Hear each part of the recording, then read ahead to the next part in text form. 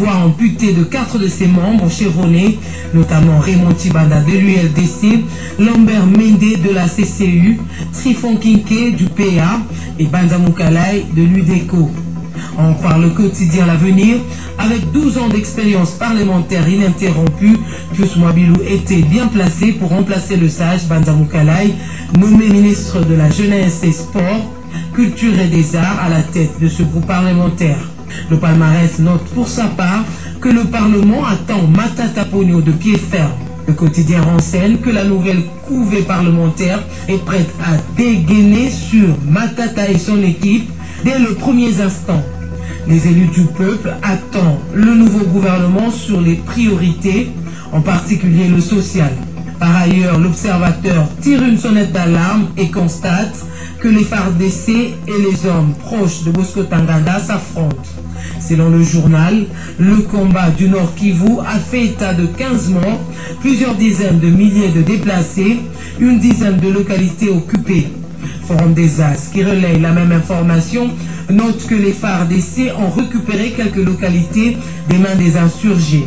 En marge de la fête mondiale du travail célébrée le 1er mai, le ministre sortant Moussa Kalema a invité les travailleurs à la patience, note le phare. Il a affirmé qu'en dépit de quelques pesanteurs, il y a un élan de progrès socio-économique traduisant la volonté du chef de l'État et du gouvernement de voir s'améliorer les conditions sociales et salariales des masses laborieuses. Bouclons cette revue de presse avec le quotidien Le Maximum qui aborde le dossier Cour suprême de justice avec la rectification dans 6 provinces sur 11.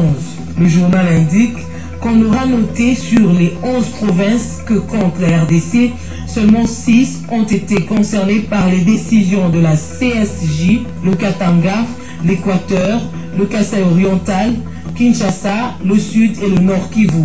Le Katanga et l'Équateur sortent du lot avec un nombre élevé d'affirmations des résultats provisoires proclamés par la CENI.